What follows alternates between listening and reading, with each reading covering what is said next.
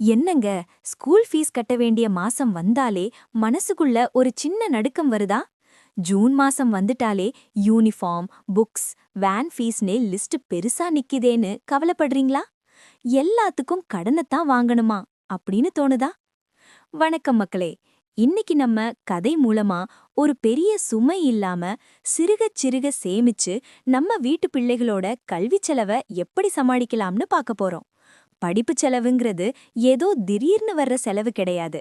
இது ஒரு singing fund. அதாவது நமக்கு முன்னாடியே தெரிஞ்ச ஒரு செலவு.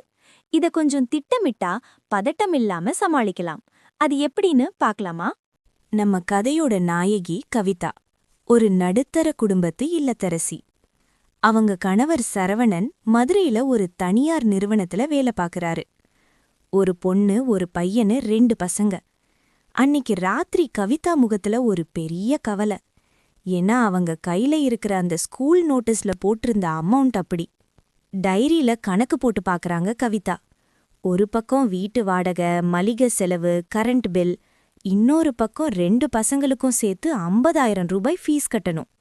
கூட்டி கழிச்சு பார்த்தா கணக்கு இடிக்கவே இல்ல. இடி மாதிரி நிக்குது. மெதுவா சரவணன் பக்கம் திரும்பி கவிதா கேக்குறாங்க, என்னங்க, அடுத்த மாசம் 15ஆம் தேதிக்குள்ள ஃபீஸ் கட்ட சொல்லிட்டாங்க. ஆனா இப்போ கையில மிச்சம்னு ஒண்ணுமே இல்லையே. வீட்டு ஓனர்கிட்ட வாடகை அடுத்த மாசம் தரேன்னு சொல்லிடலாமா? இல்ல வேற வழியே இல்லாம உங்க தம்பிக்கிட்டயோ இல்ல வேற யார்கிட்டயாவது கைமாத்தா கடன் வாங்கலாமா? சரவணன் டீ கட்ட கீழே வச்சுட்டு ஒரு நிமிஷம் தலைய தொங்க போட்டுக்கிறாரு. ஏற்கனவே போன மாசம் விசேஷ செலவு, அப்புறம் திடீர்னு வந்த மெடிக்கல் செலவுன்னு எல்லாத்தையும் சரி பண்ணவே மூச்சு முட்டுது கவிதா. இப்போ போய் யார்கிட்ட கை நீட்டுறதுன்னு தெரியலையேன்னு சொல்லும்போதே அவரோட குரல்ல ஒரு இயலாம தெரியுது. கவிதாவுக்கு அந்த நிமிஷம்தான் ஒன்று புரிஞ்சுது. இதே பதட்டம், இதே பேச்சு போன வருஷமும் இதே ஜூன் மாசம் நடந்துச்சு. அதுக்கு முந்தின வருஷமும் நடந்துச்சு. ஒவ்வொரு வருஷமும் ஒரு எமர்ஜென்சி மாதிரி ஏன் நாம பதறணும்னு அவங்க மனசுக்குள்ள ஒரு கேள்வி எழுந்துச்சு. நிச்சயமா இப்படி ஒரு சூழல் இன்னைக்கு நம்மள பல பேர் வீட்ல நடந்திருக்கலாம் இல்லையா? நாம எவ்வளவு சம்பாதிச்சாலும் ஏன் இந்த மாசம் மட்டும் இப்படி தடுமாறுறோம் அப்படின்னு கவிதா அன்னிக்கு ராத்திரி தூங்காம யோசிச்சாங்க. ஆனா அன்னிக்கு அவங்க எடுத்த முடிவுதான் அவங்க குடும்பத்தோட நிதி நிலைமையையே மாத்தப் போகுது. இனிமேல் ஒவ்வொரு வருஷமும் இந்த பதட்டம் வரக்கூடாது. இதுக்கு ஒரு நிரந்தர தீர்வு வேணும்னு அன்னிக்கு அவங்க உறுதியா முடிவு செஞ்சாங்க. கவிதா அன்னிக்கு எடுத்த அந்த முதல் முடிவுதான் ரொம்ப முக்கியமானது. நாம எல்லாரும் ஃபீஸ் தானே ஒரு 40,000 வரும்னு மேலோட்டமா ஒரு கணக்கு வச்சிருப்போம். ஆனா நிஜத்துல செலவுன்னு வரும்போதுதான் அது நம்ம பட்ஜெட்டையே தலைகீழா மாத்தோம். கவிதா இப்போ ஒரு நோட் எடுத்து இன்னைக்கு இருக்கிற விலைவாசிக்கு ஏத்த மாதிரி ஒவ்வொரு சின்ன விஷயத்தையும் நுணுக்கமா எழுத ஆரம்பிச்சாங்க. முதல்ல அவங்க எழுதினது மீன் ஃபீஸ். இன்னைக்கு இருக்கிற பிரைவேட் ஸ்கூல்கள்ல டேர்ம் ஃபீஸ், டெவலப்மெண்ட் ஃபீஸ்னு ஒரு பெரிய லிஸ்டே கொடுக்கறாங்க. இதை தாண்டி கவிதா எதையெல்லாம் யோசிச்சாங்க தெரியுமா? 1. புத்தகங்கள் மற்றும் டிஜிட்டல் செலவு. பாட புத்தகங்கள், நோட்டு பைண்டிங் செலவு ஒரு பக்கம்னா, இன்னைக்கு இருக்கிற ஸ்மார்ட் கிளாஸ் ஃபீஸ், ப்ராஜெக்ட் செய்ய தேவையான இன்டர்நெட் செலவு வரைக்கும் சேர்த்தாங்க. 2. Uniform and look. பசங்க வேகமா வளர்றாங்க. போன வருஷம் யூனிஃபார்ம் இப்ப முட்டிக்கு மேல நிக்குது. புது ட்ரெஸ், பெல்ட், டை, அதுவும் அந்த பிராண்டட் ஸ்கூல் ஷூ விலை இப்போ எங்கேயோ போயிருச்சு. கூடவே அழுக்கா வர சாக்ஸ் செட்டு வரைக்கும் கணக்குல வச்சாங்க.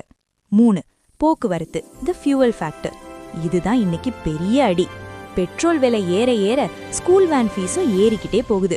மாசம் 2,000 ரூபாய்க்கு குறைஞ்சு வேன் ஃபீஸ் இல்லைங்கிறது தான் இன்னைக்கு நிலைமை. 4. மறைமுக செலவுகள், ஹிடன் காஸ்ட்ஸ். இதுதான் நம்ம பாக்கெட்டை ஓட்டாக்குறது. School bag, lunch box, water bottle, அதுவும் இல்லாம மாசம் ஒரு முறையாவது வர்ற ப்ராஜெக்ட் ஒர்க், அதுக்கு வாங்க வேண்டிய ஸ்டேஷனரி பொருட்கள். இதையெல்லாம் கூட்டுனா ஒரு பெரிய தொகையா நிக்குது. கவிதா இதையெல்லாம் கூட்டி பார்த்தப்போ அவங்களுக்கு ஒரு பெரிய உண்மை புரிஞ்சுது. 2 பசங்களுக்கும் சேர்த்து ஒரு வருஷத்துக்கு கிட்டத்தட்ட 60,000 முதல் 70,000 ரூபாய் தேவைப்படுது. இந்த மொத்த தொகையையும் ஜூன் மாசம் மட்டும் புரட்டணும்னா அது எந்த நடுத்தர குடும்பத்துக்கும் ஒரு பெரிய பாரம்.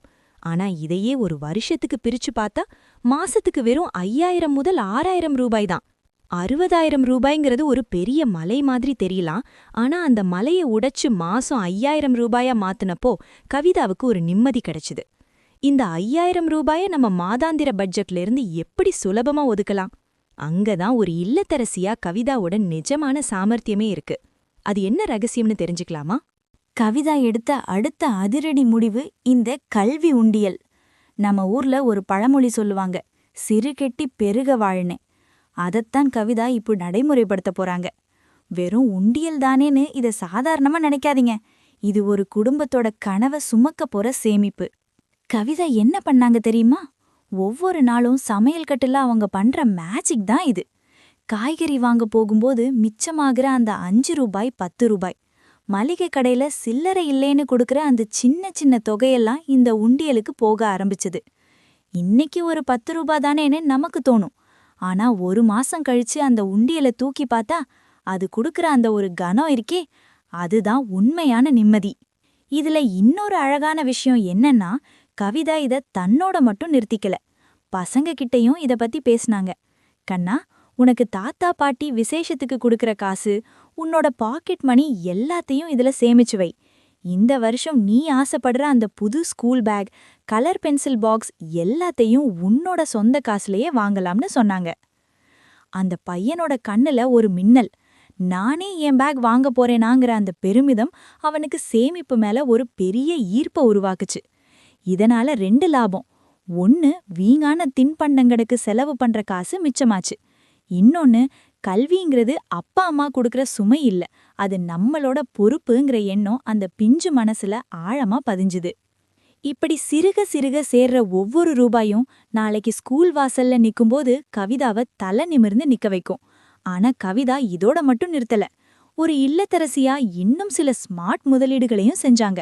அது என்னன்னு அடுத்ததா பாப்போம். உண்டியல் சேமிப்புங்கிறது ஒரு பக்கம் இருக்கட்டும். ஆனா ஒரு பெரிய தொகையை சேர்க்கணும்னா நமக்கு தேவை ஒரு தெளிவான நிதி திட்டம்.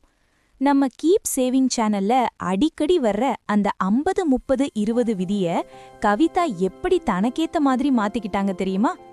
வருமானத்துல 50% தேவைக்கும் 30% விருப்பத்துக்கும் ஒதுக்குறதுக்கு பதிலா அந்த விருப்பத்துல இருந்து ஒரு 10% குறைச்சு அத கட்டாய கல்வி நிதியா, எஜுகேஷன் ஃபண்டா மாத்துனாங்க. அவங்க செஞ்ச மிகச்சிறையான விஷயம், அந்த பணத்தை வீட்ல வச்சுக்காம ஒரு 12 மாச ஆர்டி, ரெக்கரிங் டெபாசிட் ஆரம்பிச்சதுதான். ஏன் ஆர்டி? ஏன்னா கையில காசு இருந்தா அது ஏதோ ஒரு செலவுக்கு கரைஞ்சு போயிடும். ஆனா மாசம் மாசம் நம்ம அக்கவுண்ட்ல இருந்து ஒரு குறிப்பிட்ட தொகை ஆட்டோமேட்டிக்கா போயிட்டா, ஜூன் மாசம் ஸ்கூல் திறக்கும்போது வட்டியோட ஒரு பெரிய தொகை கைக்கு வரும். அப்போ நாம யாரையும் தேடி போக வேண்டியதில்ல, கடன் வாங்கி கலங்க வேண்டியதில்ல.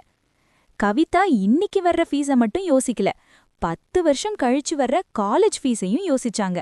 அதுக்காக அவங்க கையாண்ட 2 முக்கியமான ஆயுதங்கள். 1, செல்வமகள் சேமிப்பு திட்டம், SSY. என் பொண்ணு நாளைக்கு டாக்டர், இன்ஜினியர்னு என்ன கேட்டாலும் இல்லைன்னு சொல்லக்கூடாதுன்னு முடிவெடுத்து அரசாங்கத்தோட இந்த திட்டத்துல ஒரு தொகையை சேமிக்க ஆரம்பிச்சாங்க. இதுக்கு கிடைக்கிற வட்டி விகிதம் வேற எதையும் விட அதிகம். 2, SIP மியூச்சுவல் ஃபண்ட்ஸ். தன் மகனோட ஹையர் ஸ்டடீஸ்க்காக மாசம் ஒரு 500 ரூபாயோ 1000 ரூபாயோ மியூச்சுவல் ஃபண்ட்ல ஒரு SIP தொடங்குனாங்க. இன்னைக்கு 1 லட்சம் ரூபாய் ஃபீஸ் இருக்கிறது 10 வருஷம் கழிச்சு 5 லட்சமா மாறும். அந்த பணவீக்கத்தை ஜெயிக்கிறதுக்கு SIP தான் சரியான வழின்னு அவங்க புரிஞ்சுக்கிட்டாங்க. பாருங்க, கவிதா வெறும் இல்லத்தரசியா மட்டும் இல்ல, ஒரு சிறந்த ஃபினான்ஷியல் மேனேஜராவே மாறிட்டாங்க.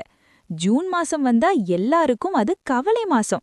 ஆனா கவிதாவுக்கு அது கொண்டாட்ட மாசம். ஏன்னா அவங்க கிட்ட ஒரு பலமான திட்டம் இருக்கு. ஆனா இந்த திட்டத்துக்கு தேவையான அந்த எக்ஸ்ட்ரா பணத்தை கவிதா எப்படி சம்பாதிச்சாங்க, அதையும் பாப்போம். திட்டம் போடுறது ஒரு பக்கம் இருந்தாலும் அந்த திட்டத்தை வேகமா செயல்படுத்த கவிதாவுக்கு கூடுதல் பணம் தேவைப்பட்டுச்சு. நம்ம வீட்டுக்காரரோட சம்பளத்தை எதிர்பார்த்துட்டு இருந்தா நம்ம கனவுகள் நனவாகிறதுக்கு ரொம்ப நாள் ஆகும்னு கவிதாவுக்கு தோணுச்சு. ஒரு இல்லத்தரசியா தனக்கு தெரிஞ்ச சின்ன சின்ன கலைகளை வருமானமா மாத்த முடிவு செஞ்சாங்க. கவிதாவுக்கு தையல் வேலை ஓரளவுக்கு தெரியும்.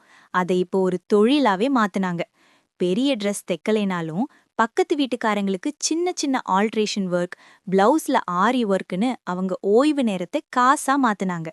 அது மட்டும் இல்லாம சாயங்கால நேரத்துல பக்கத்து வீட்டு பசங்களுக்கு தமிழ், கணக்குன்னு டியூஷன் எடுக்க ஆரம்பிச்சாங்க. இங்கதான் கவிதா கிட்ட இருந்து நாம ஒண்ணு கத்துக்கணும்.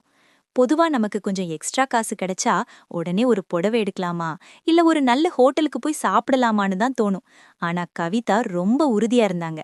இந்த எக்ஸ்ட்ரா உழைப்பு என் பசங்களோட எதிர்காலத்துக்கானதுன்னு முடிவு பண்ணி அந்த பணத்தை அப்படியே அந்த கல்வி உண்டியல்ல சேர்த்தாங்க. யோசிச்சு பாருங்க, குடும்ப பட்ஜெட்ல கை வைக்காம அவங்க சொந்த உழைப்புல கிடைச்ச பணத்தை வச்சே பசங்களோட ஸ்கூல் புக்ஸ், யூனிஃபார்ம் செலவை அவங்க சமாளிக்க ஆரம்பிச்சாங்க. இதனால அவங்க கணவர் சரவணனுக்கும் ஒரு பெரிய பாரம் குறைஞ்சது. நம்ம வீட்டு இல்லத்தரசி நினைச்சா ஒரு குடும்பத்தையே பொருளாதார ரீதியா உயர்த்த முடியுங்கிறதுக்கு கவிதா ஒரு பெரிய உதாரணமா நின்னாங்க. காலம் வேகமா ஓடிடுச்சு. மறுபடியும் ஒரு ஜூன் மாசம். ஊரே கடன் வாங்கவும் அடமான வைக்கவும் அலைஞ்சிட்டு இருக்கும்போது நம்ம கவிதா மட்டும் நிம்மதியா இருந்தாங்க. ஏன்னா அவங்க கிட்ட அந்த கல்வி உண்டியல் இருந்துச்சு, முதிர்வடைந்த ஆர்டி பணம் இருந்துச்சு. கடன் இல்லாத கல்வி கொடுக்கறோங்கிற அந்த திருப்தி அவங்க முகத்துல அள்ளுது. பாத்தீங்களா நண்பர்களே, இது ஒன்னும் பெரிய வித்தை இல்ல. ஒரு தெளிவான திட்டம், ஒரு சின்ன உண்டியல், மாதாந்திர ஆர்டி, இதுதான் கவிதாவோட நிம்மதிக்கு காரணம். பெரிய தொகையை சேமிக்க என்கிட்ட காசு இல்லையேன்னு நினைக்காதீங்க. சிறுக சிறுக சேமிச்சா எந்த பெரிய செலவையும் சுமை இல்லாம சமாளிக்கலாம். இன்னைக்கே ஒரு டைரி எடுங்க, உங்க பிள்ளைகளோட வருஷ செலவை பட்டியலிடுங்க. இன்னைக்கு நீங்க போடுற அந்த சின்ன சின்ன விதைகள் தான் நாளைக்கு உங்க பிள்ளைகளோட எதிர்காலத்தை ஒரு பெரிய ஆலமரமா தாங்கி நிற்கும். அவங்க நிம்மதியா படிக்கட்டும், நீங்க நிம்மதியா வழி நடத்துங்க. நண்பர்களே, இன்னைக்கு இருக்கிற விலைவாசியில ஒரு குழந்தையோட படிப்புக்கு ஃபீஸ், வேன், புக்ஸ் எல்லாம் சேர்த்து மாசம் தோராயமா எவ்வளவு செலவாகுது? கீழே கமெண்ட்ல சொல்லுங்க. இந்த வீடியோ பயனுள்ளதா இருந்தா ஒரு லைக் பண்ணிட்டு உங்க ஃப்ரெண்ட்ஸுக்கும் ஷேர் பண்ணுங்க.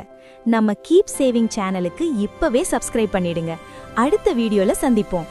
நன்றி, வணக்கம்.